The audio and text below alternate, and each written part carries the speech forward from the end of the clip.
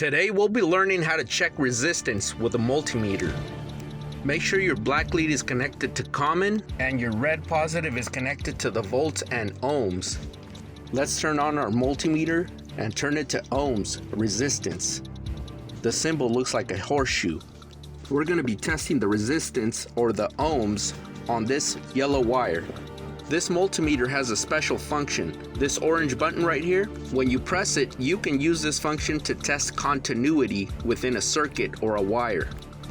Continuity is when there is no break in a circuit or a wire from one end to the other end.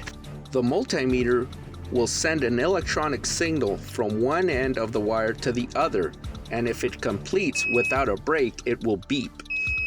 If you're testing a wire from both ends and you don't hear an audible beep in this function, that means the wire is damaged, corroded, or broken. This will let you know that electricity is not flowing properly. Corrosion in the wiring can cause an intermittent resistance situation, where an electrical component may work sometimes or sometimes not. A loose wire can also cause high resistance. The measurement for resistance is ohms.